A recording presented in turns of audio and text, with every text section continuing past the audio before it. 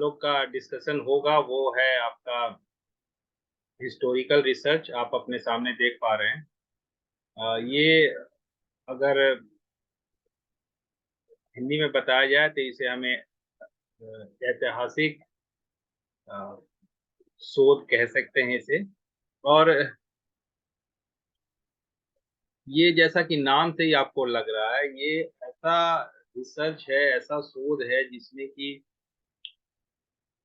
इतिहास को एक बार देखने की कोशिश की जाती है, या आपका कोई पुराना घटनाक्रम हो या पुराना कोई सपोज एंशियंट पीरियड है, मेडिवियल पीरियड है, या ब्रिटिश पीरियड है, ये किसी भी समय के दौरान के किसी भी घटनाक्रम को अगर हमें जानना है, उससे अगर हमें कोई चीजों को पता करना है, या उसमें अगर कुछ ऐसी चीजें हैं जिसे पुनः हम देखना चाहते हैं कि उसमें हमारे पास काफी तथ्य मौजूद हैं, हमारे पास काफी लिटरेचर मौजूद हैं, लेकिन अगर हम ये देखना चाहते हैं कि हमारा जो रिसर्च ऑलरेडी एग्जिस्ट कर रहा है वो रिसर्च, और अभी अगर आपको किसी और शोध के साथ अगर ये लगता है कि नहीं, इसको एक बार और देखने की संभावनाएं हैं, या इसमें कुछ और करना बाकी रह गया है, या कुछ नॉलेज गैप आपको दिख रहा है, तो हम दोबारा अगर एक रिसर्च करें और इस घटनाक्रम को, पुराने घटनाक्रम को देखने की कोशिश करें, तो हमें एक ऐतिहासिक शोध करना पड़ेगा। और ये इसी पृष्ठभूमि पे आधारित शोध है। इसमें हमें ऐतिहासिक पृष्ठभूमि पे कोई भी, जैसे कि अगर हम बात करना चाहें कि ब्रिटिश पीरियड में शिक्षा व्यवस्था कैसी थी, अगर मैं एजुकेशनल टॉपिक का बात करूं, it can be other things also कि ब्रिटिश काल में कल्चरल सिस्टम हमारा कैसा था, वो भी एक हिस्टोरिकल रिसर्च होगा। लेकिन अगर एजुकेशनल का बात करेंगे तो you can say in the Mughal era में what was the educational status of girls, महिलाओं की शिक्षा कैसी थी, तो वो भी एक हिस्टोरिकल रिसर्च का विषय है। तो और ये आप जान रहे हैं कि इस तरह का शोध की संभावनाएं है। हमारा इतिहास कहीं ना कहीं हमें यह सुनिश्चित करने के लिए कहता है कि हमारा पास्ट जो है, अगर हम उसे सही ढंग से जान रहे हैं तो हम अपने फ्यूचर या प्रेजेंट में और अच्छा और बेटर कर सकते हैं। इसलिए हमें हिस्ट्री और हिस्टोरिकल रिसर्च करने की जरूरत है। तो इसी को अगर हम आज देखने की कोशिश करें, तो मैंने इस पर्टिकुलर प्रेजेंटेशन को कुछ विशिष्ट टॉपिकों में डिवाइड किया है, आप देख सकते हैं। पहले तो मैं आपको ये बताऊंगा कि हिस्टोरिकल रिसर्च है क्या, इसका कंसेप्ट क्या है, इसका कॉम्प्रिहेंशन, इसका मीनिंग क्या है, आप इसको कैसे ले सकते हैं। ऑलरेडी मैंने थोड़ा बहुत आपको समझाया, लेकिन फिर भी एक बार हम इसे विस्तार से जानने की कोशिश करेंगे। इससे आगे बढ़ते हुए हम ये जानेंगे कि अगर एक हिस्टोरिकल रिसर्च है तो हिस्टोरिकल रिसर्च में इसके बेसिक एलिमेंट्स क्या है, इसके अगर एक या अगर आप एजुकेशन में ही शोध करना चाहते हैं, एक हिस्टोरिकल रिसर्च आप करना चाहते हैं, तो किन पर्टिकुलर पॉइंट्स के बारे में आपको जरूर जानना चाहिए। उसके बिना आप एक ऐतिहासिक शोध या ऐतिहासिक शोध विधि को हम नहीं जान पाए। तो उसे हमें पहले हम लोग देखेंगे इसके दूसरे स्टेप में। थर्ड स्टेप में कुछ और एक ऐसा है जो कि मतलब डायरेक्टली रिलेटेड नहीं है, लेकिन then also they are some terms जो कि कुछ पर्टिकुलर हिस्टोरिकल रिसर्च के कुछ टाइप्स के या डिफरेंट कंटेक्स्ट में उसको किस तरह से यूज कर रहे हैं, उससे रिलेटेड है, उसको हम लोग डिस्कस करेंगे। और उससे आगे बढ़ते हुए हम कुछ एग्जाम्पल्स लेंगे हिस्टोरिकल रिसर्च का, इस ऐतिहासिक शोध की एक या दो उदाहरण देखेंगे हम लोग किस तरह से ये काम करता है। फिर हम ये देखेंगे कि इसका स्टेप्स क्या है, किस तरह से ये इसके चरण सब को डिवाइड किया गया है। और लास्टली वी कैन सी कि इसका यूजेस क्या है, यूज कहाँ कहाँ हम इसका यूज करते हैं, इसके लिए चैलेंजेस क्या क्या है, लिमिटेशंस क्या क्या है, क्या क्या प्रिकॉशंस हमें लेने की जरूरत है। और फाइनली वी विल कंक्लूड। तो हम लोग आगे चलते हैं।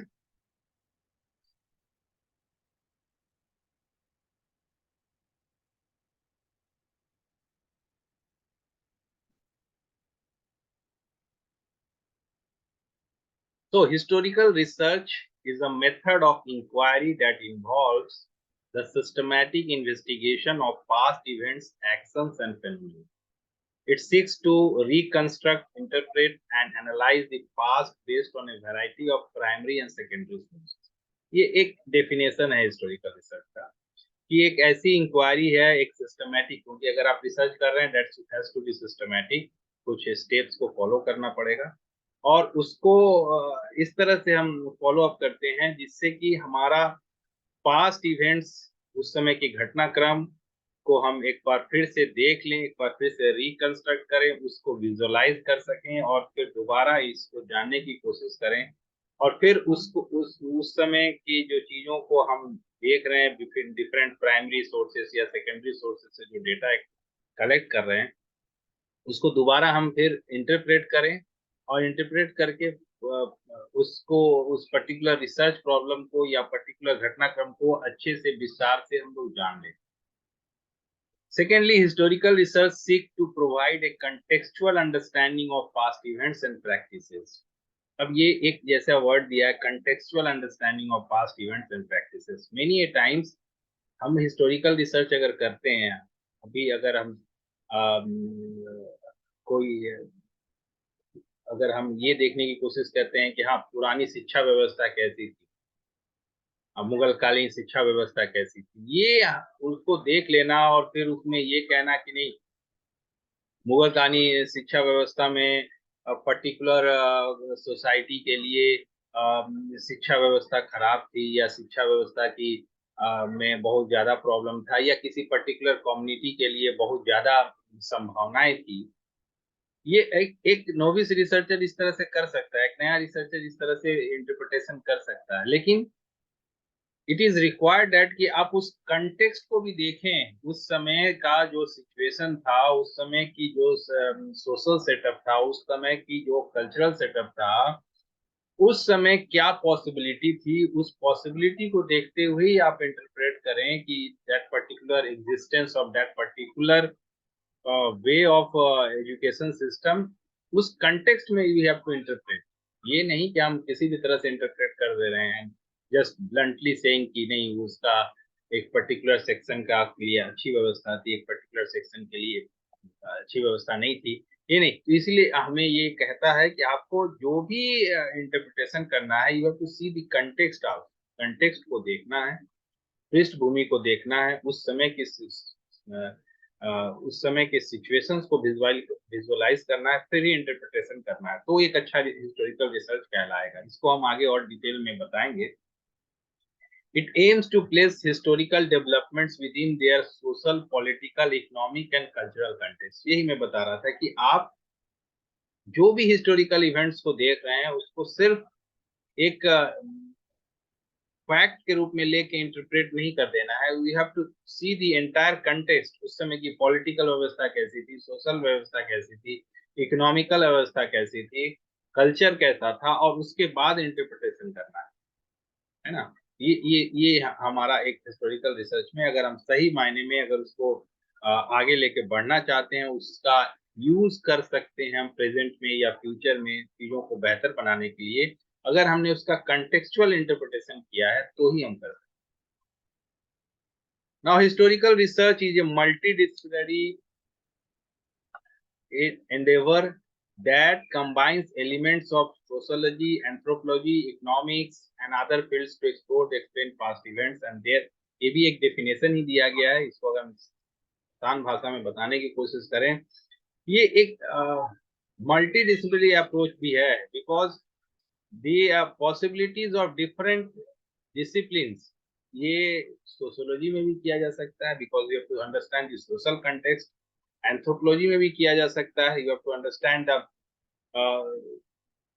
जो existence of that particular creatures और दैट पर्टिकुलर इंडिविजुअल्स, उनके उनके बैकग्राउंड के बारे में भी आपको देखने के लिए एंथ्रोपोलॉजी के कंटेक्स्ट में आप इसको कर सकते हैं। इकोनॉमिक्स के सेंस में भी कर सकते हैं, इकोनॉमिक्स में भी इसका जरूरत है बिकॉज मेनी टाइम्स हम अगर ये देखते हैं कि हड़प्पा सिविलाइजेशन में किस तरह की कृषि व्यवस्था थी या किस तरह के संसाधन उपलब्ध थे, या तो इसका जरूरत है आगे के इकोनॉमिकल डिसीजन लेने के लिए, आगे के इकोनॉमिक्स में और आगे बढ़ने के लिए ये जरूरत है कि हम ऐतिहासिक पृष्ठभूमि में भी जाके देखें कि ये कैसे फंक्शन करती है।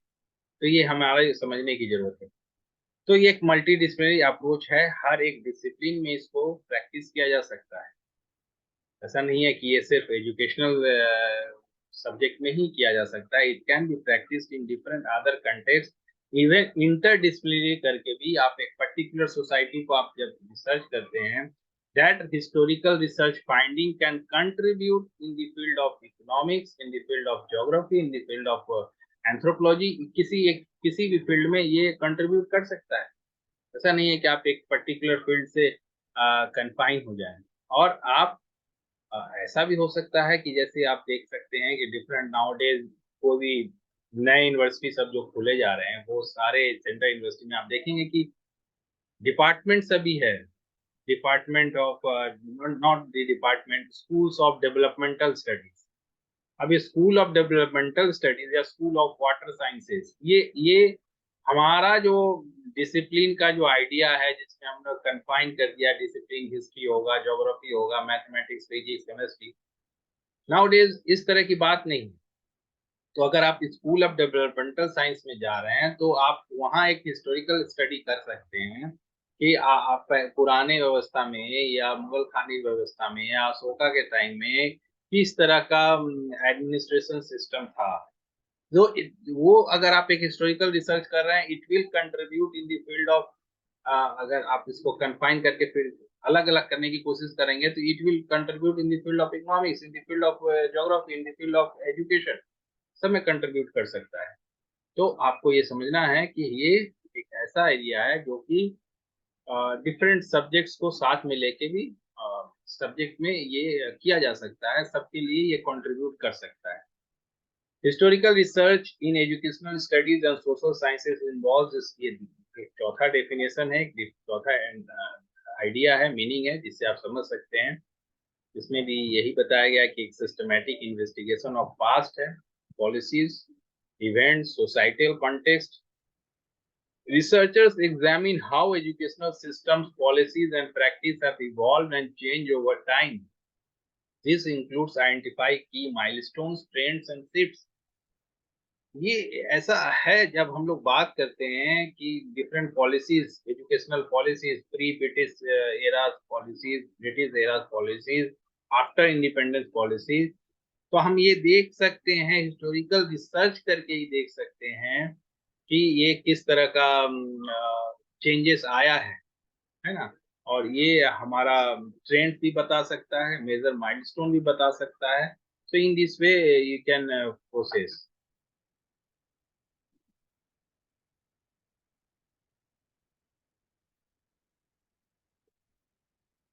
तो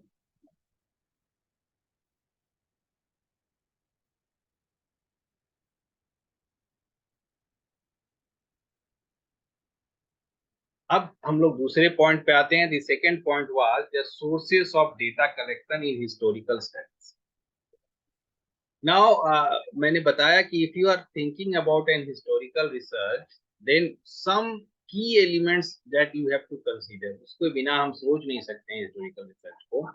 कोई भी हिस्टोरिकल रिसर्च में, हिस्टोरिकल रिसर्च से रिलेटेड कोई भी क्वेश्चन अगर आता है, then you have to understand few basic key elements, and the first element is about sources of data collection. अगर आप एक हिस्टोरिकल रिसर्च की अंडरस्टैंडिंग रखना चाहते हैं, then you have to understand what is the meaning of sources of data collection. And basically, जैसे कि अगर आप हिस्टोरिकल रिसर्च कर रहे हैं, आप if you are doing a survey, if you are doing a experimental study, एक causal comparative study, आपके सारे डेटा पॉइंट्स जो हैं वो एग्जिस्ट कर रहे हैं इन दी सोसाइटी इन प्रेजेंट। आप जाते हैं, डेटा कलेक्ट करते हैं और लेके चले आते हैं। Many a times individuals are there, individuals आपके पास मौजूद हैं, स्टूडेंट से डेटा ले लिए, टीचर से डेटा ले लिए, but you just try to understand कि अगर कोई हिस्टोरिकल रिसर्च है, मैक्सिमम ऑफ द टाइम्स आपके इंडिविजुअल्स जो हैं, जो कि लाइव पार्टिसिपेंट्स जो हैं, वो उनकी संभावनाएं सबसे कम होती हैं और मैक्सिमम चांसेस होता है आपके different sources, that means tangible sources, certain documents, certain recordings, certain artifacts, certain objects, certain monuments, ये सारे चीज जो है ये आपके सोर्सेस हैं whenever you are conducting a historical research। अब ये हिस्टोरिकल रिसर्च में आपका कभी भी कोई भी, जैसे मैंने बताया कि if you want to study what was the education system existing in the time of Vedic period में किस तरह का, तो from where you will get the data, कहाँ से आपको ये पता चलेगा कि उस समय वैदिक व्यवस्था में किस तरह की शिक्षा व्यवस्था थी। सो आपको हमेशा ये जानना होगा कि you have to get the data from certain sources, कहीं कुछ स्रोतों से आपको आंकड़ा एकत्रित करना है। Now, whenever we talk in the context of historical research, there are two basic categories of sources of information or sources of data collection. First one is called as primary source and the second one is called as secondary source. Many a times the students are getting confused. बहुत बार students confused हो जाते हैं कि primary source क्या है, secondary source क्या है। मैं आपको जस्ट बताने की कोशिश करूंगा कि प्राथमिक और द्वितीय स्तर का जो भी स्रोत है, आपको ये समझना होगा कि अगर आपने जहां से भी डेटा ले रहे हैं, एग्जिस्टेंस ऑफ डेटा, जहां से भी आप डेटा कलेक्ट कर रहे हैं, वो क्या आपका सबसे इनिशियल पॉइंट है, मतलब जहां से वो इंफॉर्मेशन, जहां से वो सोर्स से आया। जैसे फॉर एग्जांपल गीता जो है, गीता से अगर आप कुछ लेना चाहते हैं, भगवत गीता से आप कुछ कंट्रीब्यूट करना चाहते हैं, उससे अगर कुछ निकालना चाहते हैं, if you have got that Bhagavad Gita with you, तो वो आपका एक प्राइमरी सोर्स होगा। लेकिन भगवत गीता के ऊपर अगर मेरा बात आप सुनते हैं, मैं बोलता हूँ as an suppose a spiritual leader, एक स्पिरिचुअल लीडर होके मैं आपको बताता हूँ कि भगवत गीता जो है इस तरह से है, वो है, भगवत गीता में ये बताया गया, वो बताया गया, you can take it like this, तो that can become a secondary source. Because आप, ऐसा नहीं है कि आप जाके उस प्राइमरी सोर्स से, क्योंकि आप मेरे से सुन रहे हैं, it is not it is not required that you should listen Bhagavad Gita from me, you can go and read that particular thing, वो आप जाके वो डायरेक्ट सोर्स से पढ़ सकते हैं। Many a times primary sources exist करते हैं, लेकिन प्राइमरी सोर्सेस पे हम नहीं जाके सेकेंडरी सोर्स से डेटा लेते हैं, that is the mistake we are committing. And many a times there is no possibility of getting the primary source available नहीं है। जैसे फॉर एग्जांपल अगर मैं बोलूंगा कि आपका वैदिक पीरियड में शिक्षा व्यवस्था कैसी थी, you cannot talk eight teacher at existing during that time. उस समय का कोई टीचर, कोई पर्टिकुलर शिक्षक अभी लिविंग नहीं है जिससे कि आप जाके बात कर लेंगे कि आप बताइए कि किस तरह की शिक्षा व्यवस्था है। तो you can not reach to that, but you, आपको क्या डिपेंड करना पड़ेगा, उससे रिलेटेड अगर कोई बुक लिखा हुआ अवेलेबल है जिसमें लिखा गया है कि वैदिक पीरियड में किस तरह की शिक्षा व्यवस्था थी, तो आपको उसी पे डिपेंड रहना पड़ेगा, आपको उसी से डेटा लेके आना होगा, उसी से ही इंटरप्रेट करना पड़ेगा। अब उसको सही बनाने के लिए यू, अब इसमें समझना है कि कंट्रोल जरूरी है कि भाई आप कहीं कोई गलत बुक से ना पढ़ लें या कुछ गलत इंटरप्रिटेशन नहीं। तो you what you can do, you can verify from different sources. जब बहुत सारी बुक को देखिए आप, जो वैदिक एरा में लिखा गया है कि वैदिक एरा में किस तरह की चीजें होती थी और क्या व्यवस्था थी शिक्षा की। तो ये हमें सोचना है कि हमारे लिए प्राइमरी सोर्स वो है, just you try to see the definition, primary sources are direct और first hand pieces of evidence from the historical period being studied. Suppose आप हड़प्पा के बारे में अगर आप देखना चाहते हैं कि वहाँ क्या उस समय, या नालंदा, सपोज एजुकेशन का लेते हैं, नालंदा के विश्वविद्यालय जो है उसमें शिक्षा व्यवस्था कैसी थी या किस तरह की थी, तो आप सपोज दिल्ली में रह के एक रिसर्च कर रहे हैं एंड आपको वो देखना है कि वहाँ की इंफ्रास्ट्रक्चर कैसा था। तो अगर एज ए रिसर्चर आपको लगता है कि क्या जरूरत है हमें वहाँ नालंदा के रिम्स में जाके, खंडर में जाके हम फिर से एक बार देखें किस तरह का एक्चुअल एग्जिस्ट करता है, चलिए एक वीडियो देख लेते हैं उसके ऊपर। है ना। या कोई अगर कोई एक व्यक्ति वहां से घूम के आया हुआ है, कोई एक्सपर्ट है जो जो आप जानते हैं कि वो वहां से घूम के आया हुआ है, बहुत बार यूट्यूब पे बहुत सारा ट्रेवलॉग मिलता है जिसमें वो बताते हैं कि भाई ये जगह ऐसा है वैसा है, आपने उसको देख लिया तो वो सेकेंडरी सोर्स हो जाएगा।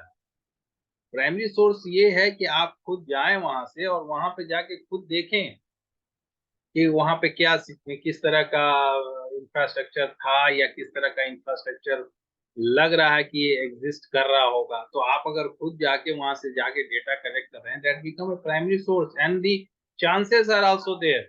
अगर वो नहीं रहता, रिव्यूज भी नहीं रहता, वो कुछ भी अवेलेबल नहीं रहता, तब आप ये बोल सकते थे कि नहीं ये तो पॉसिबल नहीं है, हम क्या करेंगे। तो you can go and depend upon those videos, video से ही आप कुछ कर सकते हैं, प्राइमरी सोर्स वहाँ नहीं मिल रहा है।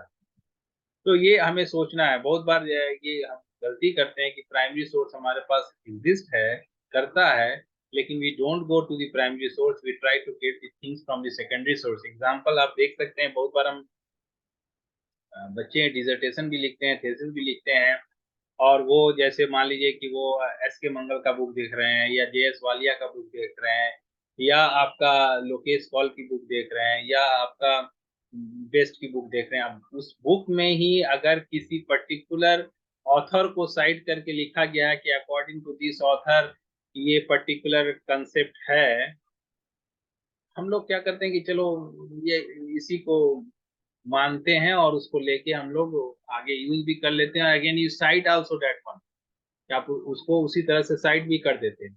लेकिन एक अच्छा रिसर्चर होगा कि ठीक है, अगर क्योंकि उस बुक में जरूर इसका रेफरेंस भी दिया होगा कि ये पर्टिकुलर जो कंसेप्ट लिया गया है, सपोज स्किनर का ही कोई लिखा गया है या किसी और किसी एजुकेशनिस्ट का स्टेटमेंट दिया गया है। अगर आपको उसका ओरिजिनल बुक मिल जाता है, I am just talking about कि ऐसा हो सकता है कि आपको नहीं मिले, लेकिन अगर संभावनाएं हैं, then you go and read that particular primary source first. Primary source जो है वो first hand source of information है जहां से आपको लेना चाहिए। सपोज आपको किसी स्पोर्ट्स पर्सन के बारे में ही जानना है, तो आप उस स्पोर्ट्स पर्सन से इंटरेक्ट कर रहे हैं, तो वो उससे अच्छी बात हो नहीं सकती। लेकिन उसके बारे में अगर आप किसी और से पूछते हैं and then you collect data, तो वो एक सेकेंडरी सोर्स हो जाता है। तो हमारा कोशिश ये होना चाहिए कि if the possibility of primary source is there, then you reach to the primary source, and if the possibility is not there in any condition, then you should go for secondary source. और ये दोनों दोनों use होता है, equally use होता है, दोनों की अलग अलग जरूरतें हैं और उसके हिसाब से हम काम करते हैं। Now just try to see the primary examples of primary source. Archival documents, जो आर्किव सब अवेलेबल हैं, official records, government documents and administrative files, ये सब, और ये प्राइमरी सोर्स है।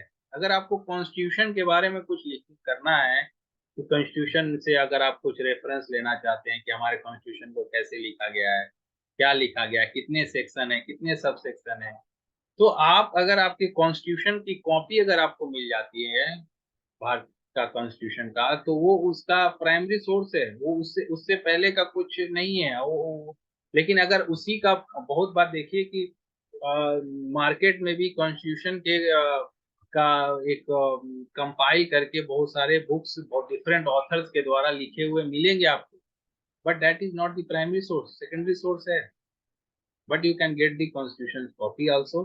एंड अगर आपको ओरिजिनल डॉक्यूमेंट का मतलब ये नहीं कि आप जाके, लेकिन उसका जो परफेक्ट कॉपी हो, है ना, जो पब्लिश किया गया, गवर्नमेंट ऑफ इंडिया के द्वारा पब्लिश किया गया है, if that one you are able to get that one, then वो आपका प्राइमरी सोर्स है। नेशनल एजुकेशन पॉलिसी हो गया, वो उसका जो ओरिजिनल डॉक्यूमेंट है अगर आपको मिल रहा है, उसका वर्जन आपको मिल जा रहा है, दैट अब नेशनल एजुकेशन पॉलिसी का देखिए समरी करके कहीं बहुत ऑथर ने लिखा हुआ है, बहुत सारे बुक्स निकल गए नेशनल एजुकेशन पॉलिसी पे लिखा हुआ, तो that is all are secondary sources, those are not the primary sources. तो बहुत बार हम सेकेंडरी सोर्स, हमें कहीं मार्केट में घूम रहे हैं, हम बुक से दुकान में गए, then you will get, because वो ऑथर जो है वो बुक सेलिंग के लिए उनको what उनकी मार्केटिंग के लिए वो खर्चा करते हैं, then you will get that copy as quickly as possible. But national education policy you have to get it from your own effort.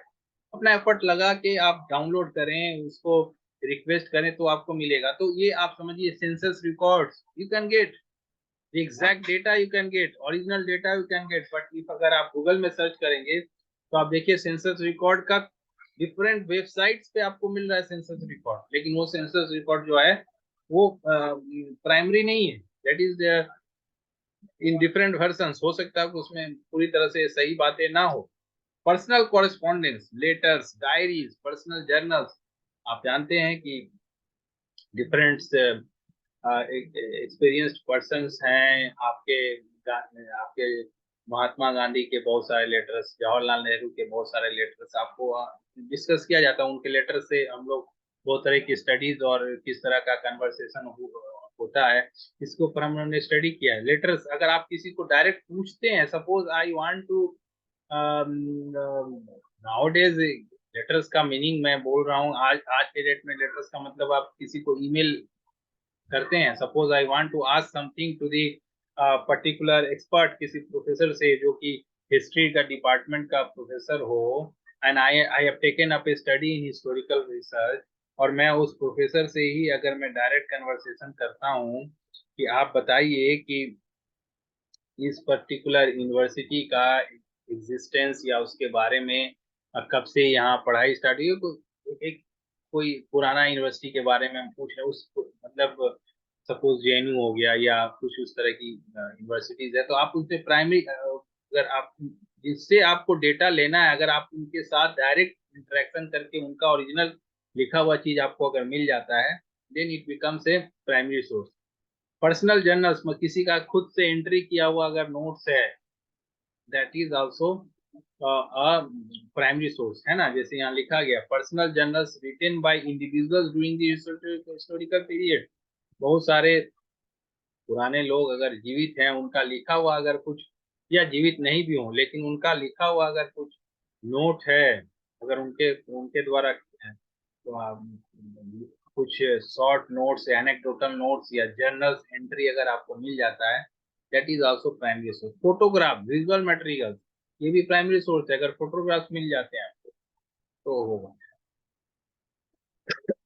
Oral history, interviews, recorded interviews and transcript, किसी का जैसे मान लीजिए बहुत सारे ऐसे, मान लीजिए जवाहरलाल नेहरू का इंटरव्यू आपको मिल जा रहा है, महात्मा गांधी का कोई इंटरव्यू मिल जा रहा है जिसमें किसी पर्टिकुलर कॉन्टेक्स्ट के बारे में बताया गया है, जैसे बेसिक एजुकेशन पे आप रिसर्च कर रहे हैं और महात्मा गांधी का बेसिक एजुकेशन पे बोला हुआ कि कोई एक स्पीच आपको मिल जाता है या कोई एक इंटरव्यू का एक्सपर्ट मिल जाता है, तो आप उसको देख, आप उसको एक तरह से प्राइमरी सोर्स के रूप में लिख सकते। न्यूज पेपर्स एंड पीरियोडिकल्स, अगर आपको पुराना कोई ओरिजिनल न्यूज पेपर मिल जाता है जिसमें चीजें लिखी गई हैं, तो आपको उसी समय का, अभी का न्यूज़पेपर में आप उसके बारे में लिख रहे हैं, then it become secondary source. But उसी समय जो ये इवेंट हुआ उस समय का अगर कोई न्यूज़पेपर मिल गया जिसमें उस समय की, जस्ट उस समय की बात कही गई, आप जानते होंगे स्वतंत्रता संग्राम के समय so many freedom fighters were there, जिनका एसोसिएशन जो है बहुत सारे पब्लिकेशन को निकालता था, तो उस पब्लिकेशन में जो लिखा गया है that also reflects many things about that particular period, है ना। उस समय के बारे में बहुत कुछ बताता है ना, और वो भी एक तरह से आपको एक इंफॉर्मेशन दे सकता है। Then other things can be artifacts, artifacts का मतलब ऑब्जेक्ट सब उस समय का, अगर मान लीजिए आप नालंदा का वहाँ जाके आप देखते हैं कि वहाँ का स्कल्पचर सब कैसा बना हुआ है, या आपको वहाँ उस समय का कोई कॉइन मिल गया, उस समय का कोई what you can say vessels मिल गया, बर्तन मिल गया, यूटेंसिल्स मिल गया, वो सब आपका आर्टिफैक्ट्स में जाएगा। Speeches and speech transcript already मैं बता दिया। लिटरेरी वर्क, उनका अपना लिखा हुआ लिटरेरी वर्क, है ना। आपको मान लीजिए कबीर दास, रविदास, ये सब के ऊपर अगर आप कोई रिसर्च कर रहे हैं तो आपका उनका लिखा हुआ अगर कुछ मिल जाता है literary work, then it become primary source. उन्हीं के ऊपर अगर आप कर रहे हैं और उन्हीं का लिखा हुआ आपको मिल गया, that can be primary source. Audio and video recording उस समय का, है ना, जैसे हम देखते हैं बहुत बार हमारा ये जब इंडिपेंडेंस डे आता है तो उस समय एक एक पर्टिकुलर क्लिप है जिसमें हमेशा ये पता, जवाहरलाल नेहरू का जो क्लिप है जिसमें इंडिया का इंडिपेंडेंस के समय जो उन्होंने स्पीच दिया था, वो एक ओरिजिनल फुटेज है। वो एक प्राइमरी सोर्स होगा। ऑफिशियल रिपोर्ट्स एंड मिनट्स, ये ऑलरेडी मैंने ऑफिशियल जितने भी डॉक्यूमेंट्स हैं वो हमारे primary source. Now, secondary sources are work created by later scholars, researchers, and historians who have analyzed and interpreted primary source to provide context, explanation, and historical narratives. These sources are valuable for understanding a broader context and history. अब जब अगर ये पुराने जो original source हैं उस source के ऊपर अगर किसी और ने लिखा, suppose I will do a historical research, primary source से सारा एविडेंस लेके मैंने कुछ लिखा कि मुगल कालीन व्यवस्था में शिक्षा व्यवस्था कैसी थी, और मेरे रिसर्च को अगर कोई फॉलो करके आगे काम करेगा, then my research will become a secondary source of information. वो एक सेकेंडरी सोर्स होगा। मेरा रिसर्च, मेरा थीसिस, मेरा आर्टिकल, है ना, documentary film and television programs, जैसे आप देखे होंगे भारत एक खोज, एक प्रोग्राम आता था दूरदर्शन पे, बहुत दिनों तक चल रहा था, जिसमें उस समय की व्यवस्था के बारे में बताया गया था कि या हिस्टोरिकल पीरियड में इंडिया में क्या क्या चीजें थी, अच्छी अच्छी चीजें क्या थी, हमारी शिक्षा व्यवस्था कैसी थी, हमारा नॉलेज सिस्टम कैसा था। these are those are not the original recordings, लेकिन उसका एक रिप्रेजेंटेशन था, और उसको देख के भी हम बहुत लोग बहुत तरह की चीजों को कंक्लूड करते हैं। तो that is also one source, but it is secondary source. Biographies and autobiographies, biographies autobiography, in fact आपका biography many times it can become a primary source, यहाँ लिखा गया, but autobiographies are basically the secondary source. Historical atlases, बहुत सारे historical एटलेसेस हैं जो कि उस समय के एग्जिस्ट जियो पॉलिटिकल जो चीजें थी उसको दिखाता था। तो आप देख लीजिए, इसको सेकेंडरी में से रखा गया है। Just now also you can understand कि हमारे इंडिया का, भारत का मैप जो कोई बनाता है, हम लोग बनाएंगे तो कुछ और बनाएंगे, चाइना बनाता है तो कुछ और बनाता है, पाकिस्तान बनाता है तो कुछ और बनाता है, then it become a secondary source. एक सेकेंडरी सोर्स है because it depend upon the interpretation. आप जैसे उसको यूज कर रहे हैं उसके ऊपर उसका इंटरप्रिटेशन पे डिपेंड करता है। अगर आप उसको प्राइमरी समझ लें और आपका इंटरप्रिटेशन जो है वो गलत हो जाएगा, because you just try to understand. बहुत सारा हमारा जो क्षेत्र है, हमारा भारत का जो क्षेत्र है, उसको अलग अलग तरह से दिखाया जा रहा है। तो हिस्टोरिकल एटलेसेस जो है, आप अगर सब जगह का एटलेसेस को देखने की कोशिश करेंगे, सब में डिफरेंस दिखेगा। साइंटिफिक वे में जाएंगे वो एक अलग बात है, दूसरा दिखेगा आपको, लेकिन आपके डिफरेंट कंटिनेंट्स, डिफरेंट कंट्री, उसको अलग अलग तरह से। Encyclopedia and reference works, encyclopedia जो है वो सेकेंडरी सोर्स है। ऑनलाइन रिसोर्सेज वो सेकेंडरी सोर्स है। मैंने भी बताया कि सेंसस का डेटा आपको ओरिजिनल भी मिलेगा और डिफरेंट अदर वेबसाइट्स पे भी आपको सेंसस डेटा मिलेगा, but those are secondary source. Easily मिल जाएगा। म्यूजियम एग्जिबिट्स, म्यूजियम्स में जो एग्जिबिट्स रखे गए हैं, that are also secondary. Historical fiction, history के हिस्टोरिकल इवेंट्स पे जो पिक्चर बनाया गया, जैसे आपने जानते हैं कि बहुत सारे पिक्चर बनाया गया है, अकबर के ऊपर बहुत सारा बना है, आपका पृथ्वीराज चौहान के ऊपर बहुत सारा बना है, सीरियल्स बहुत सारा बना है, but those are secondary source. अभी अभी अभी आप देखें कि अभी एक आदि पुरुष करके बना दिए, पता नहीं क्या बना है, वो तो मेरे को समझ में नहीं आया कि क्या क्या उसमें दिखाना क्या चाहते, क्या है वो करना, पता नहीं। सो इस तरह अगर देखिए, अगर सेकेंडरी सोर्स को कितना ज्यादा प्रॉब्लम हो सकता है, इसका एक क्लासिकल एग्जांपल है दिस पर्टिकुलर पिक्चर आदि पुरुष, कि उसमें वो बताना क्या चाहते हैं, करना क्या चाहते हैं, किसको दिखा रहे थे, क्या कर रहे थे, पता नहीं। So much confusion. तो उसको अगर कोई देख ले, आजकल का जो बच्चे हैं, अभी का जनरेशन का, वो अगर उसको फॉलो करेंगे तो पता नहीं उनको क्या समझ में आएगा और क्या समझेंगे। तो historical fictions, review articles, again इसके नाम से ही पता चल रहा है review article, that means this are secondary source, not primary one.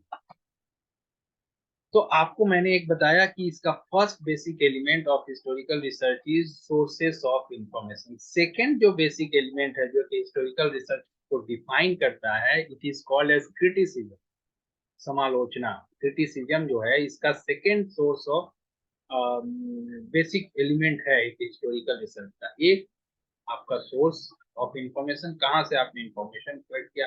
अगर आपने हिस्टोरिकल रिसर्च किया है, the validity the reliability of that particular historical research will be guided by asking you the question कि from where you got the data, कहाँ से आप data लाएं, किससे, कौन से प्राइमरी सोर्स से ले। आप नालंदा के ऊपर आपने स्टडी किया, क्या आप नालंदा गए थे, वहां जाके आपने विजिट किया, वहां के लोगों से बात किया, तो ये अगर आप बोलते हैं कि नहीं मैंने ऐसा किया है, मैंने उसके ऊपर एक मूवी देख ली, video, that that particular validity of your research will be challenge. तो इसलिए सोर्स ऑफ इंफॉर्मेशन एक बेसिक एलिमेंट है। जब एग्जिस्टेंस था, आपके पास संभावनाएं थी कि आप पहुंच सकते थे वहां पे और वहां से जाके डेटा ले सकते थे, आपने नहीं किया और आपने दूसरे तरह से किया, तो ये आपका सोर्स ऑफ इंफॉर्मेशन जो है वो एक बहुत ध्यान देने वाली बात है। The second one is criticism. No criticism जो ये है, एक क्योंकि आपका इसका नाम से आपको दिख रहा है क्रिटिसिज्म, जब भी आप डिफरेंट सोर्सेज से इंफॉर्मेशन लेते हैं, उस इंफॉर्मेशन को आप किस तरह से प्रस्तुत करते हैं या समझते हैं, या उसको कितने सच्चाई से आप जान पाते हैं। Just try to understand. आपने पर्टिकुलर कोई नालंदा के रियून्स में जाए, नालंदा विश्वविद्यालय जो है, वहाँ अगर उसके जो अवशेष है, आपको उसको के नया इंटरनेशनल यूनिवर्सिटी बना दिया गया है, अलग कैंपस कर दिया गया, लेकिन जो उसका पुराना जो रिमेन्स है, वहाँ अगर कोई विजिट करे और वहां विजिट करने के बाद जो वो लिखता है कि उस समय की क्या व्यवस्था थी, किस तरह का शिक्षण व्यवस्था था, क्या इसका हिस्टोरिकल पास्ट है, it requires lots of critical analysis, बहुत सारे समालोचना, और ये आप बहुत ही सोच समझ के, और कितना अच्छा आप उसकी सच्चाई को जान पाते, कितना अच्छे तरह से आप जो वहां पे था उसको आप विजुअलाइज कर पाते हैं, हर एक कंटेक्स्ट को देखते हुए। उस पे डिपेंड करता है कि आपका हिस्टोरिकल रिसर्च कितना ज्यादा वैलिड है, किसकी कितना उसकी रेप्लिकेबिलिटी है, कितना उसको दोहराया जा सकता है, कितना उसको जनरलाइज किया जा सकता है। अब क्रिटिसिज्म में दो तरह के क्रिटिसिज्म है। फर्स्ट स्टेटमेंट ही आपको यहाँ दिख जाएगा, आपको दिख रहा होगा यहाँ, फर्स्ट स्टेटमेंट ही आप देख लीजिए। ये जो आपको इंटरनल एंड एक्सटर्नल क्रिटिसिज्म जो आपको यहाँ दिख रहा है, internal and external criticism, this is the basic two types of criticism। ये दो criticism के दो तथ्य हैं, जिसको कि बहुत ही important है आपका particular what you can say एक historical research के लिए। internal and external criticism are essential aspects of historical research that help ensure the reliability, validity and credibility of historical sources of interest। Internal और external criticism जो है, ये सुनिश्चित करता है कि आपका हिस्टोरिकल रिसर्च कितना वैलिड है, कितना क्रेडिटेबल, कितना उसको रिलायबल समझा जा सकता है, कितना क्रेडिबिलिटी है उसका, कितना उसको क्रेडिबल समझा जाए, कितना उसको यूज किया जाए, कितना उसको रेप्लिकेट करने के बारे में सोचा जाए।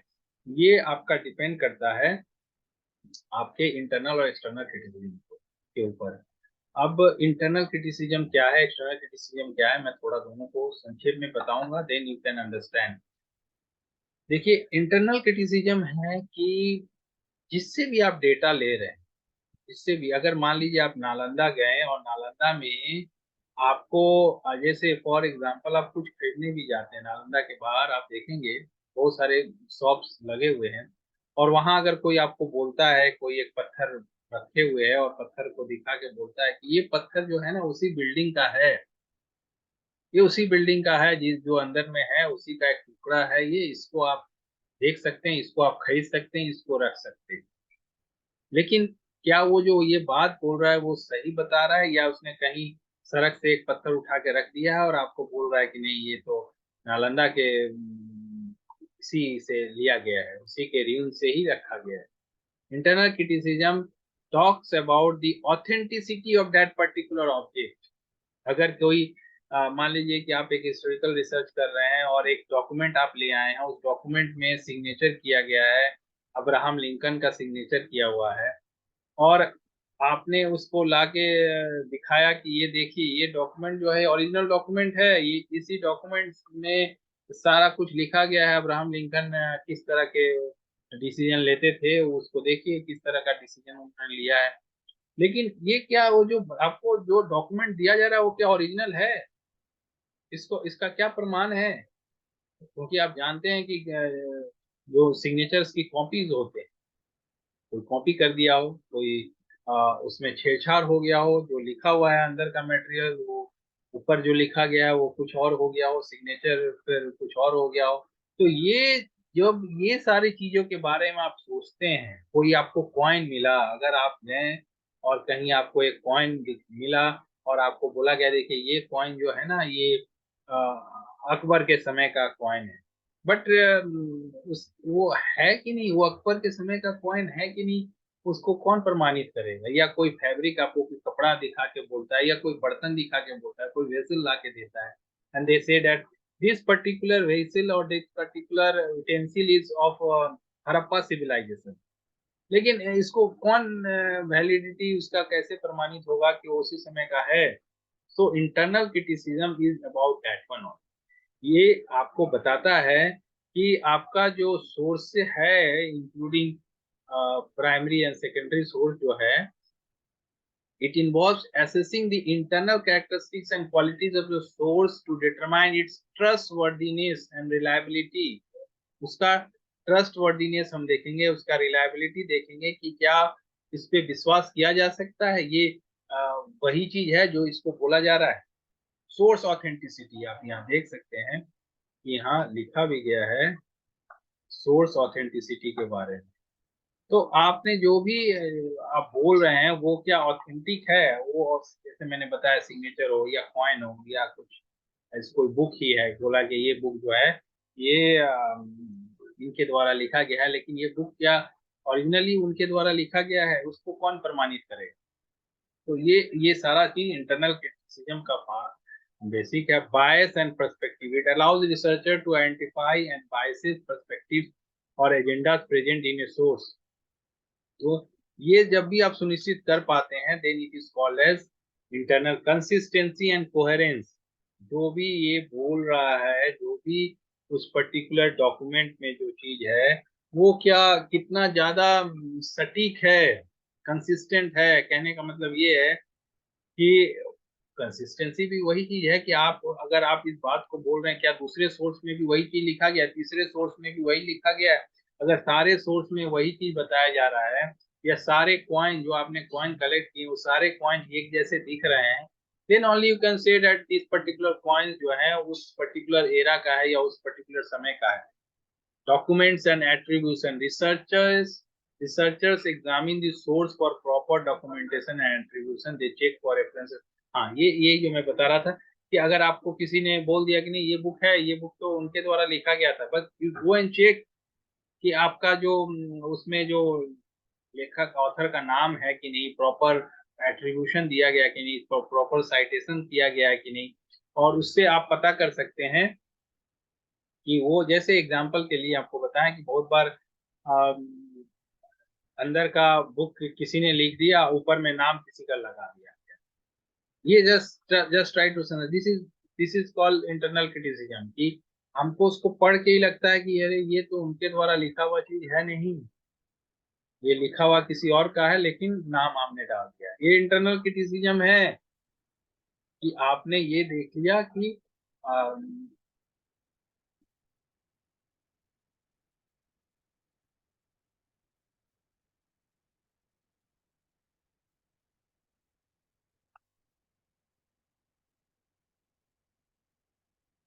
एक मिनट।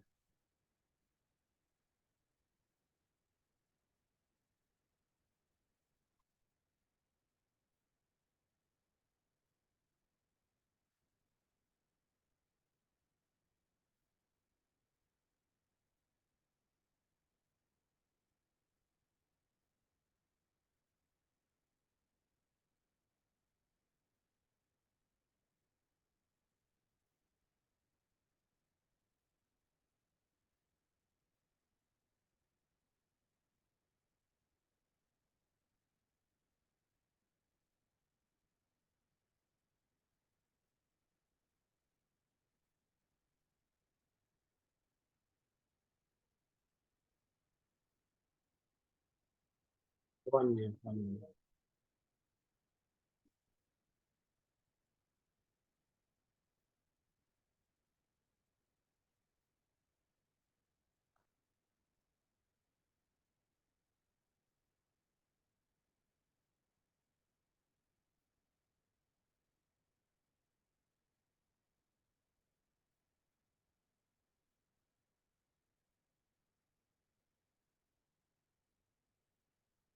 ओके। सो जैसे आप इंटरनल क्रिटिसिज्म में, और आप देख सकते हैं कि इंटरनल क्रिटिसिज्म में एक और, जैसा कि उसका नाम से ही पता चल रहा है आपको, internal criticism is something about कि कोई आपको ये बोल देता है कि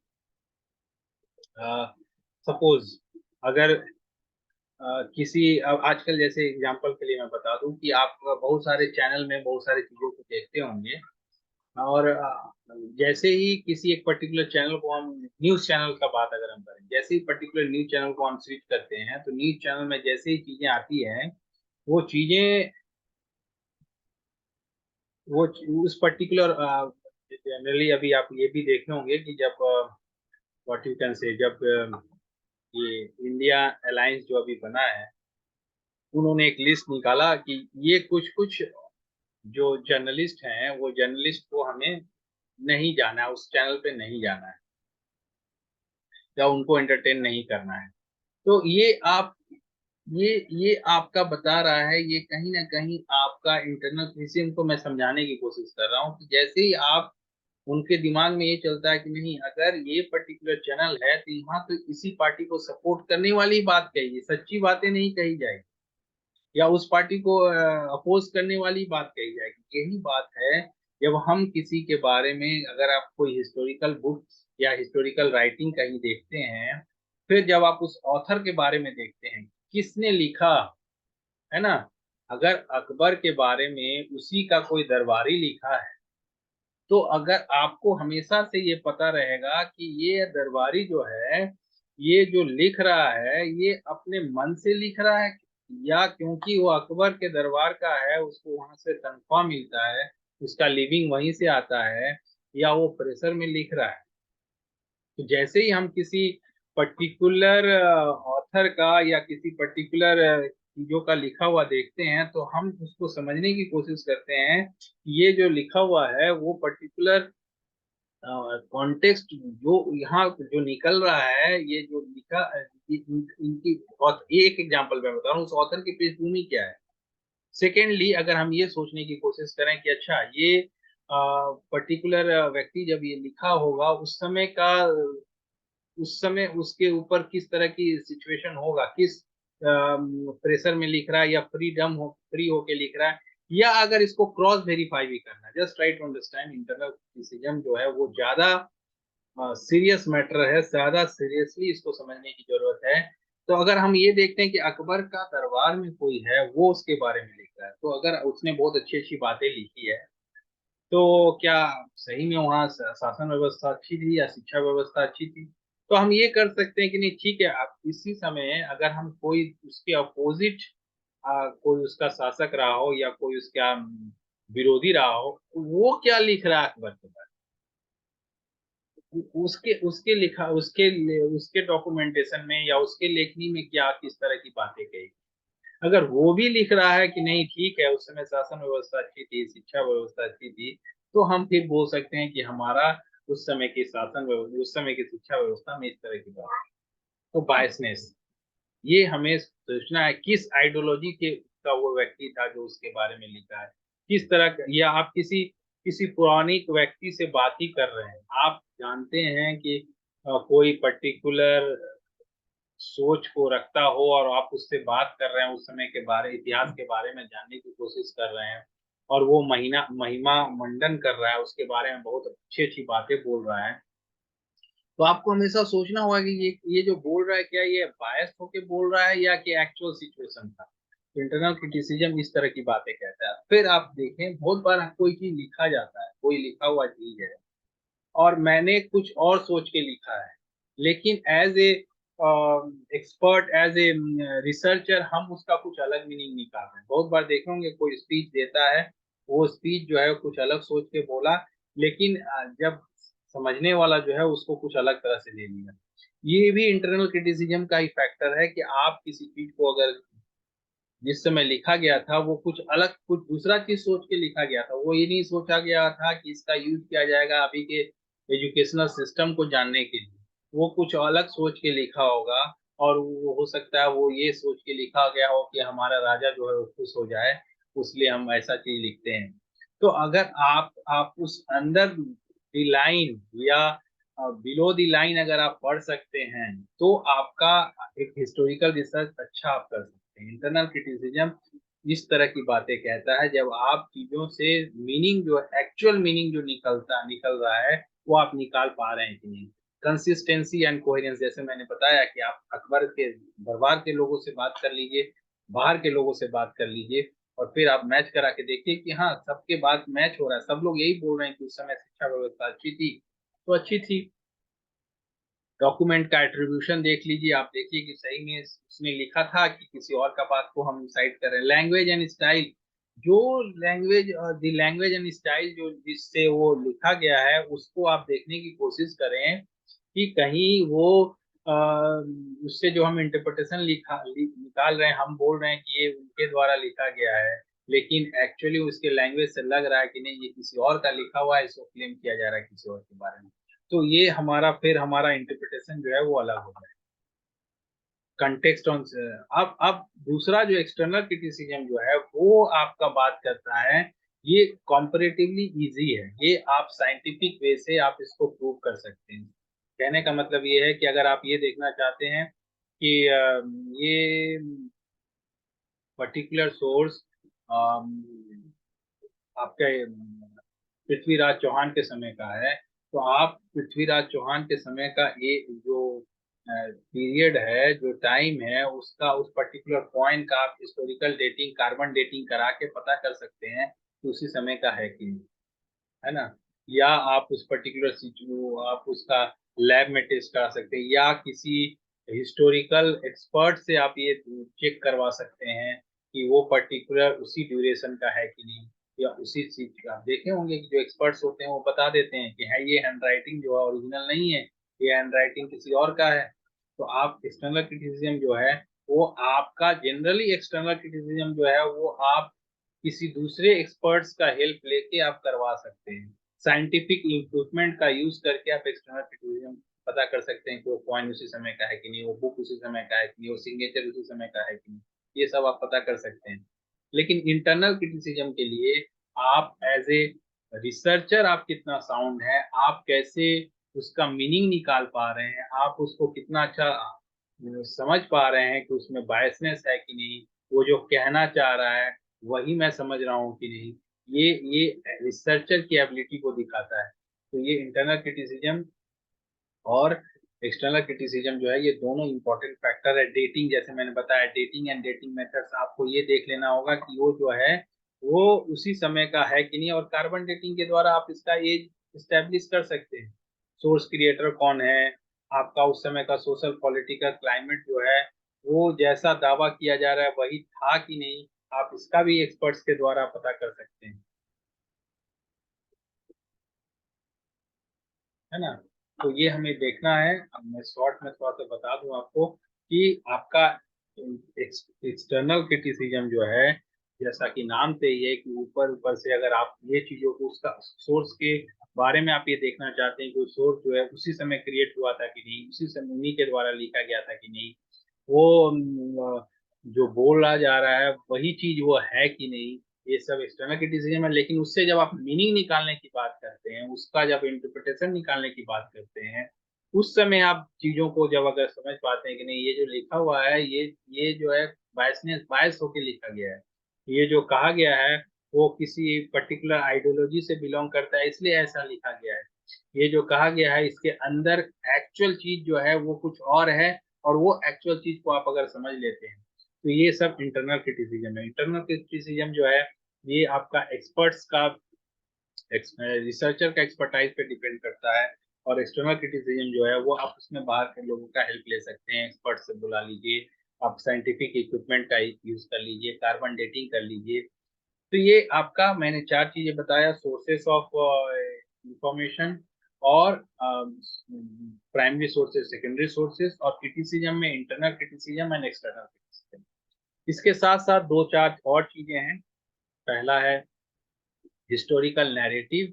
ये भी हिस्टोरिकल रिसर्च की बात है, जिसमें अगर आप किसी पर्टिकुलर पर्सन से, अगर आप उसके पुराने कोई जो बहुत पूरा पहले का आदमी हो, उसका एक नरेशन सुनते हैं कि हाँ इस समय जो की व्यवस्था जो थी इस तरह की थी, तो हिस्टोरिकल नैरेटिव वो कहलाता है। A coherent and structured account of past events often created through the analysis and interpretation of primary and secondary sources. तो अगर अगर आप एक नरेशन लिखते हैं, आप पूरे प्राइमरी और सेकेंडरी सोर्सेज के बारे में एनालिसिस करने के बाद आप एक स्टोरी लिखते हैं, एक नरेशन लिखते हैं, उसको पूरा डिस्क्राइब करते हैं, तो वो हिस्टोरिकल नैरेटिव कहलाएगा। Historiography, this refers to study of methods and interpretation of other historians. दूसरे हिस्टोरियंस का रिसर्च वर्क के बारे में, का जो मेथड जो उन्होंने यूज किया उसके उसको आप क्रिटिसिज्म करते हैं, उसको क्रिटिकली एनालाइज करते हैं, उनके इंटरप्रिटेशन को आप एनालाइज करते हैं। बहुत बार बहुत चीज आपको मिलता है और आपको लगता है नहीं, जैसे आजकल हिस्ट्री के बुक्स को लेकर बहुत सारी बातें होती हैं और ये हमेशा से होती रही है। अब फिर से हिस्ट्री के बुक्स को हम लोग लिख रहे हैं, बहुत सारी चीजें जो एक्चुअली हमें पढ़ना चाहिए हमने नहीं पढ़ा, बहुत सारी चीजें जिसको छुपा दिया गया, नहीं दिख सबके सामने रखा गया, ये हम उसको सामने लाने की कोशिश कर रही किया जा रहा है। कुछ कुछ हम दूसरों का इतिहास पढ़ रहे हैं, अपना इतिहास जो है हम नहीं देख रहे हैं। तो ये कहीं ना कहीं हमारा एक हिस्टोग्राफी जो है, ये इस तरह का ही काम करता है कि दूसरे के द्वारा, दूसरे हिस्टोरियंस के द्वारा जो भी मेथड और इंटरप्रिटेशन यूज किया गया, उसको जब आप चैलेंज करते हैं और उसके बारे में अगर कुछ बताते हैं, तो वो हिस्टोग्राफी कहलाएगा। पीरियोडाइजेशन, ये भी एक हिस्टोरिकल रिसर्च का पार्ट है। Historical research often involves dividing time periods into manageable units to facilitate analysis and understanding. तो बहुत बार जैसे हम लोगों ने डिवाइड किया हुआ है, modern era, medieval era, ancient era, तो जनरली हिस्टोरिकल रिसर्च में हम डिफरेंट डिफरेंट टाइम पीरियड में चीजों को डिवाइड करते हैं, तो वो पीरियोडाइजेशन होता है। और ये तीन बेसिक एलिमेंट हैं जो कि हिस्टोरिकल रिसर्च में यूज किए जाते हैं। अब दो एग्जांपल दिया गया, एक जनरल एग्जांपल है, जैसा पहला एग्जांपल है to examine the causes, events and consequences of American civil war. अगर ये देखना है कि अमेरिकन में सिविल वार क्यों हुआ, तो उसके लिए आप क्या करेंगे, ये ऑब्जेक्टिव है आपका, रिसर्च का ऑब्जेक्टिव है कि सिविल वार क्यों हुआ। तो आपके लिए प्राइमरी सोर्स क्या होगा, letters, diaries, photographs. Secondary source क्या होगा, बुक्स एंड आर्टिकल। अगर उस समय का फोटोग्राफ, लेटर्स, ये सब मिल जाता है, जो कि अवेलेबल है, तो वो आपको कुछ बता सकता है। और आपके बहुत सारे बुक्स और लिटरेचर ऑलरेडी हैं, उसको आप यूज कर सकते हैं। उसके बाद आप मेथड में आप एनालाइज करेंगे सारे डॉक्यूमेंट्स को, और फिर अपनी फाइंडिंग्स को इंटरनल और एक्सटर्नल क्रिटिसिज्म करते हुए सबके सामने लेके आएंगे। तो ये तो एक जनरल एग्जांपल हुआ। अगर एजुकेशन का एग्जांपल देखें, तो जैसा मैंने बताया था, to investigate the educational status of women during the European renaissance. तो ये रेनेसा के टाइम में किस तरह का वुमेन्स का एजुकेशन था, अगर वो देखना चाहेंगे, तो वो भी एक हिस्टोरिकल रिसर्च होगा, एजुकेशनल हिस्टोरिकल रिसर्च होगा। Archival records, historical museums, review articles, writings of Renaissance figures and scholarly analysis of the era. ये सारे रिकॉर्ड्स को आप देखें, उसके बाद एक्सपर्ट से बात करें और रिव्यू ऑफ लिटरेचर करते हुए इंटरनल और एक्सटर्नल क्रिटिसिज्म के साथ आप अपनी फाइंडिंग्स को सामने लेके आते हैं। तो ये दो एग्जांपल्स है। Now what are the steps. Steps क्योंकि आसान है, बार बार हर रिसर्च में मैं स्टेप्स बताता हूँ, यहाँ पे भी आप देख सकते हैं कि ये पहला है आपका रिसर्च टॉपिक को आइडेंटिफाई करना। और रिसर्च टॉपिक मैंने अभी बताया, जैसे अगर मैं बोलूँगा ब्रिटिश पीरियड में किस तरह की स्कूल शिक्षा की व्यवस्था थी, वो एक हिस्टोरिकल टॉपिक है, रिसर्च का टॉपिक है। Defining research objective, then you write the objectives, 4 5 objectives you can write, and many times you write research questions। जैसे मैंने बोला कि ब्रिटिश काल में विद्यालय शिक्षा कैसी थी, ब्रिटिश काल में आपके अंग्रेजी शिक्षा कैसी थी, अंग्रेजी भाषा की शिक्षा क्या स्थिति थी। ये डिफरेंट टाइप के इस तरह के क्वेश्चन आप 3-4 बना सकते हैं। फिर आप प्राइमरी और सेकेंडरी सोर्सेज को आप पता कीजिए। अगर यही क्वेश्चन मैं आगे लेके जाऊं तो आप ऐसा कर सकते हैं कि आप प्राइमरी सोर्सेज में अगर कोई लिविंग अभी भी है, हो सकता है क्योंकि इंडिपेंडेंस के पहले के लोग अभी भी हैं, तो उनको आप ले सकते हैं। और उसके साथ साथ आप वो प्राइमरी सोर्स हो जाएंगे उस समय का कोई लेटर है, डॉक्यूमेंट है, पॉलिसी डॉक्यूमेंट्स है, आपका एजुकेशनल पॉलिसी सब उस समय जो आया था, वो रिपोर्ट सब अगर आपके पास है तो प्राइमरी सोर्स है। न्यूज़पेपर्स, फोटोग्राफ्स, ये सब प्राइमरी सोर्स होंगे। Secondly you can go to the museums, libraries, वहां से रिव्यू मटेरियल्स को आप ले सकते हैं और वो आपका भी सोर्स ऑफ इंफॉर्मेशन होगा। तो आप प्राइमरी और सेकेंडरी सोर्स को ये कीजिए, पता कीजिए, आइडेंटिफाई कीजिए एंड उसके लिए फिर एफर्ट लीजिए, एक्सेस कीजिए, उसको देखिए। सोर्स क्रिटिसिज्म, अब आपको ये जो भी सोर्स है वो सोर्स को पहले क्रिटिसिज्म करिए, देखिए कि वो कितना ऑथेंटिक है, कितना सही है या बायस्ड है। जो बोलना चाह रहा है वही हम समझ रहे हैं कि नहीं, उसी को इंटरप्रेट कर रहे हैं कि नहीं, उसके सही भावनाओं को समझ रहे हैं कि नहीं, उसमें जो अंडर द लाइन जो लिखा गया है, एक्चुअल जो सिचुएशन था वो हम समझ पा रहे हैं कि नहीं। ये हमारा सोर्स ऑफ क्रिटिसिज्म सबको आइडेंटिफाई करना है। Then you write data, then you collect the data, तब आप उसको समझने की कोशिश करें। जो अगर ऑब्जेक्ट्स हो, रिपोर्ट्स हो, फैक्ट्स हो, जो भी है आप उसको देखें फिर आप, एंड फिर इसको डेटा एनालिसिस कर सकते हैं। You can go for identifying patterns, pattern देखें, थीम देखें, थीमेटिक एनालिसिस करें, कोडिंग करें, डिकोडिंग करें, क्योंकि क्वालिटेटिव पैरामीटर्स है इसमें, तो ऐसा तो नहीं है। लेकिन आप ये देख सकते हैं कि किस तरह की थीम निकल के आ रही है, क्या थीम जनरेट हो रहा है, क्या स्टोरी जनरेट हो रहा है। देन हिस्टोरिकल इंटरप्रिटेशन आप करें, या आप नैरेटिव एनालिसिस कर सकते हैं, फिर आप अपना इंटरप्रिटेशन लिख सकते हैं।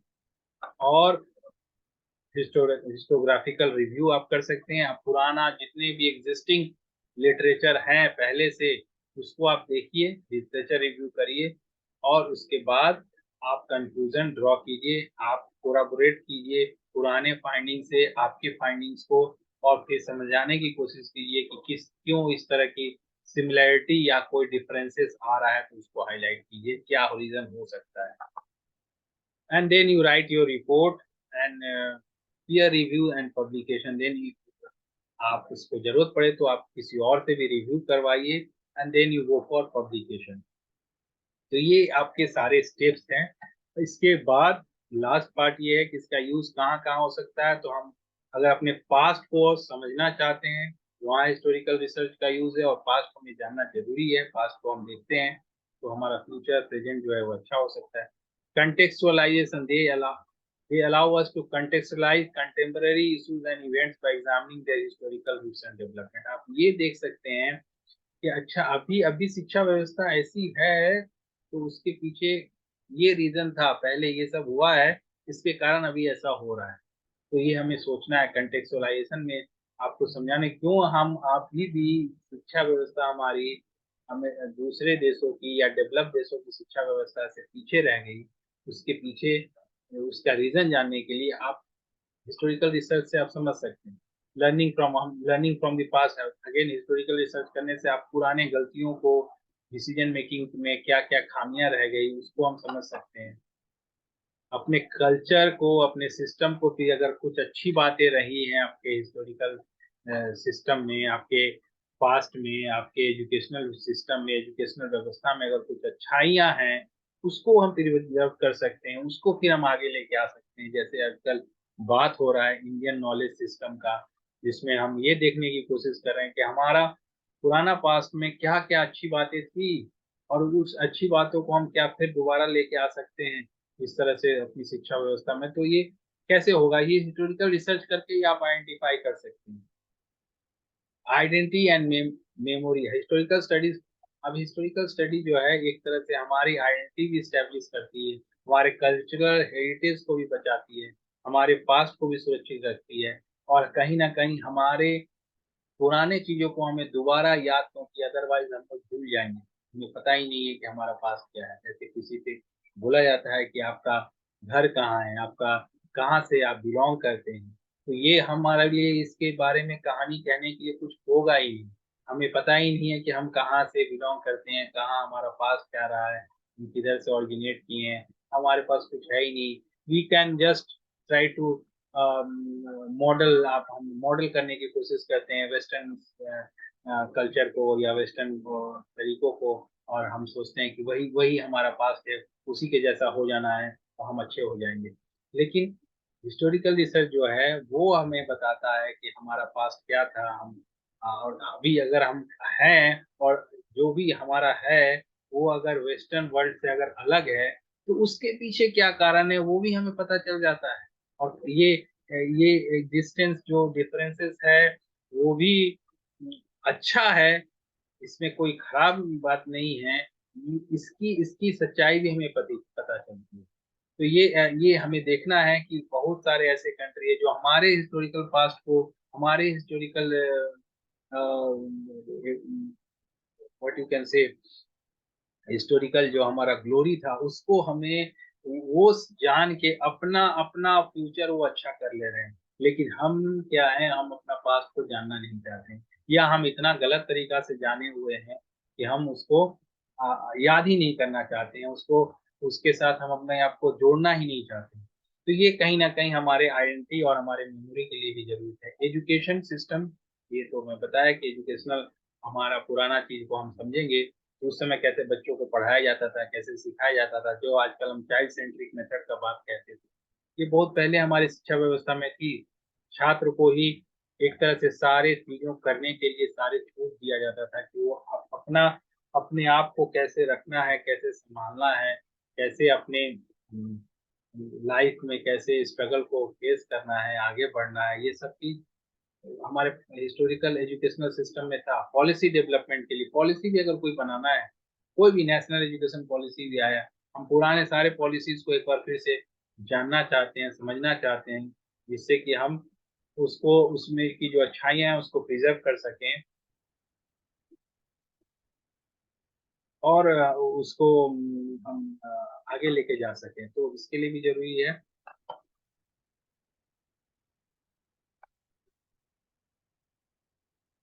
और ये हमारे जो म्यूजियम्स या आर्काइवल रिकॉर्ड्स में बढ़ोतरी के लिए वहाँ पे भी चीजें और भी अवेलेबल हो जाएं, और भी चीजें वहाँ रहे, जिससे कि हम अपने हिस्ट्री को, अपने कल्चर को प्रिजर्व कर सकें, उसके लिए भी अच्छा है। लीगल एंड इथिकल इन्वेस्टिगेशन, अब historical research is used in legal cases and ethical inquiries. अभी देखे होंगे such as story and cultural artifacts. अभी आप ये इसको पढ़ने के बाद मेरे को याद रहा, जैसे अभी हमारा राम जन्मभूमि और बाबरी मस्जिद वाला केस है, और अभी आगे अभी काशी विश्वनाथ के बारे में बात हो रही है।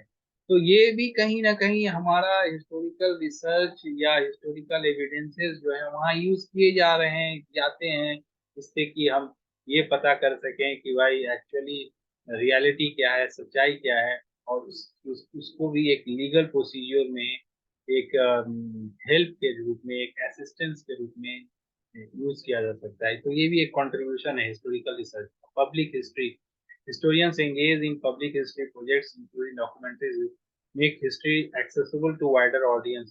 तो ये जनरल ये बोल सकते हैं कि हिस्टोरिकल रिसर्च से हमारा जो भी बच्चे स्टूडेंट्स स्कूल्स में, हायर एजुकेशन में जो भी हिस्ट्री पढ़ रहे हैं, ये हिस्टोरिकल रिसर्च करने के बाद ही वो सब लिटरेचर या बुक्स लिखे जा रहे हैं। तो ये उसके लिए भी पब्लिक हिस्ट्री जो है उससे क्रिएट हो रही है, और डिफरेंट तरह के सोर्सेस हमें हम क्रिएट कर पाते हैं। अब ये थोड़े से चैलेंजेस के बारे में बात यहाँ पे है।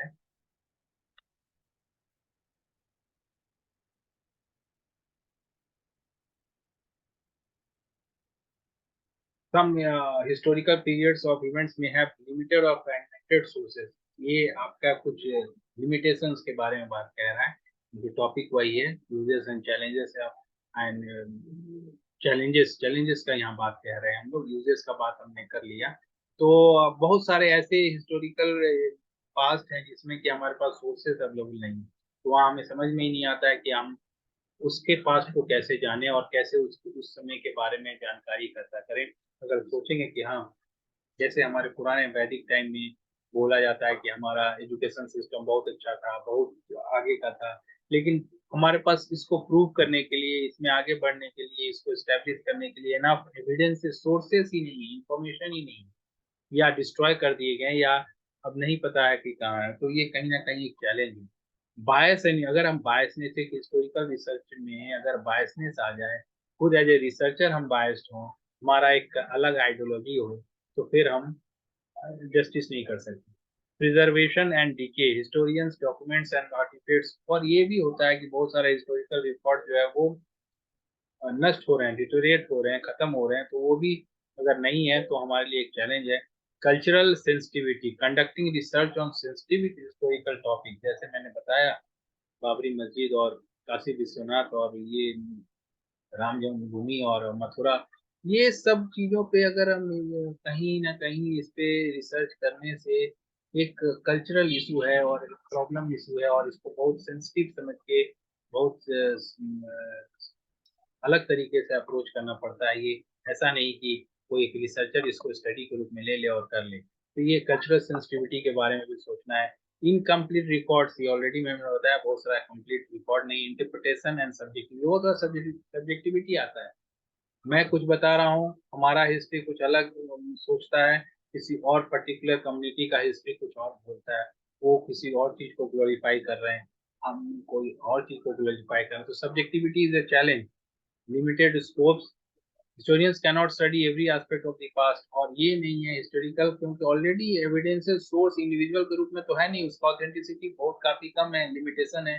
तो वो भी कहीं ना कहीं एक सोर्स इवैल्यूएशन, सोर्स को बारे में सही मायने में कि वो ऑथेंटिक है कि नहीं, रिलायबल है कि नहीं, वो भी अगर हम सही ढंग से नहीं कर पाए तो हम गलत इंटरप्रिटेशन कर सकते हैं। कंटेक्चुअलाइजेशन में भी अगर हमारे पास always place historical events and sources in the historical context, ये मैं स्टार्टिंग में ही बताया था कि अगर हम कंटेक्स्ट को ध्यान में रखते हुए नहीं अगर इंटरप्रिटेशन कर पाए, तो हमारा हिस्टोरिकल रिसर्च का फाइंडिंग जो है वो गलत हो सकता है। उस समय की सोशल सिचुएशन, उस समय का पॉलिटिकल सिचुएशन के एस्पेक्ट में आप उस सोर्स ऑफ इंफॉर्मेशन को देखेंगे, तो ही आप सही इंटरप्रिटेशन कर पाएंगे। डाइवर्स पर्सपेक्टिव, कंसीडर मल्टीपल, आप कोई भी रिसर्च का फाइंडिंग के लिए, हिस्टोरिकल रिसर्च का फाइंडिंग को डाइवर्स वे में देखना पड़ेगा, बहुत तरह का पर्सपेक्टिव उसका है, हर पर्सपेक्टिव के बारे में सोचना है। इथिकल कंसिडरेशन मैंने ऑलरेडी एग्जांपल के साथ आपको बताया कि बहुत सारे ऐसे सेंसिटिव इश्यूज हैं जिसके ऊपर आपको रिसर्च, हिस्टोरिकल रिसर्च करने में थोड़ी सी दिक्कतें आ सकती है, और उसको सोचना है। और ये तो मैंने बता दिया, ये पीयर रिव्यू, सीख पीयर रिव्यू हमेशा करना है। जब भी आप कोई भी काम कर रहे हैं तो आप अपने पीयर ग्रुप से भी आप उस काम को जरूर दिखाएं और उससे फीडबैक लें। Then in conclusion, historical studies are invaluable for understanding our past and its impact on the present. While they come with challenges and limitations, careful research practices and ethical consideration can help mitigate these issues and contribute to the advancements of historical knowledge. Historical research in educational studies and social sciences is a rigorous and scholarly endeavor that requires careful consideration of sources, historical context, and the broader implication of past events and practices. It contributes to our understanding of the development of educational systems, social structures, and societal changes over time. So this was in brief about historical research. The basic element which I discussed in this was what is historical research. Whenever you are just trying to see the past of our, suppose in the field of education, past educational systems, past educational system during British period, pre-independence period, yeah, or at the medieval period, at or Mughal period, or any other period. And it is one example. Or if you want to see that the school system, how it was there in some other basic particular or American education system during what you can say 17th century, or some during what was the situation of what you can say European education during after the First World War. These all are example of historical research. Now in this I also talked about two sources of information. that is primary sources. When you go to the basic first-hand experience from the real source, from where it is originating, then it is primary source of information. If you get the original books, original photographs, original video recordings of that particular person, like Mahatma Gandhi's recording, and you are doing some research on basic education, then it is a primary source of information. Similarly, if you are getting the things from already, suppose I told you that suppose I will do a research, historical research on basic education, and I am using the different sources of information, primary and secondary, and I am reporting about that basic education, idea of basic education after independence. Then if someone is following my research report, then it is a secondary source. So secondary source is not the primary source. It is uh, the converted report or the second hand sources which can be used for doing historical research. Then I talked about internal and external criticism. Whenever your source you get, whenever you identify your source, you should be able to do the internal and external criticism. External criticism is quite, can be done by the external experts from the scientific angles also. It is the same thing which is, it is saying that I am from British period, or I am from Harappa civilization time. Then if you have got equipments to prove that date, then you can prove that if it is originally from that particular period. Or suppose you want to verify that particular coin or that particular utensil, if it is originally from that particular place or that particular civilization, then these all things are called as external criticism. Or that particular biography, suppose a biography is written by particular person, then if it is originally written by him, then it is external criticism. Internal criticism is when you try to convey the meaning out of it. Suppose you want to write about that particular coin, suppose in that coin a particular figure is made, एक figure बनाया गया उस coin के ऊपर में, and you are saying that suppose a bird figure is there, and you are saying that bird was used because they used to pray bird during that particular period. आप ये लिख देते हैं कि नहीं, बर्ड्स को या पक्षियों को उसमें पूजा किया जाता था, इसलिए वो बर्ड बनाए हुए हैं कॉइन पे. But may be the reason is something different. Reason ऐसा रहा होगा कि नहीं, वो बर्ड को उनका एक उनका फूडिंग सिस्टम में, उनके खाने में सबसे प्रिय वस्तु के रूप में सबसे ज्यादा वो एनिमल्स या बर्ड्स को खाते थे, इसलिए उन्होंने बर्ड उसमें बना के रखा था. तो ये हमारा इंटरनल क्रिटिसिज्म की कमी होगी. उसका इंटरप्रिटेशन कुछ अलग था, लेकिन मैंने कुछ अलग interpretation, I interpreted in some other way. I interpreted that total meaning has changed. Meaning was totally different. he was doing that particular research, that idea was totally different. But उसी तरह से कोई कहानी लिखा गया है, story has been written, 2 lines has been written, then if you are saying that that particular thing means this one, and actually में उसका मतलब कुछ अलग हो रहा हो, तो ये फिर आपका इंटरनल क्रिटिसिज्म का फैलेसी होगा और आप सही डिसीजन नहीं ले पा रहे हैं. तो ये आपको सोचना है कि आपको ये आप कर पा रहे हैं कि नहीं. तो ये आपका इंटरनल एंड एक्सटर्नल क्रिटिसिज्म हुआ, and both plays a vital role to conducting historical research. Similarly, if you go further, then I told you the steps of historical research. Historical research के सारे steps आपको बताए गए, and in that way, what are the uses of historical research, how it is important, and what are the limitations of historical research, that also I have discussed. तो ये सारी चीजें थी आपका historical research के बारे में.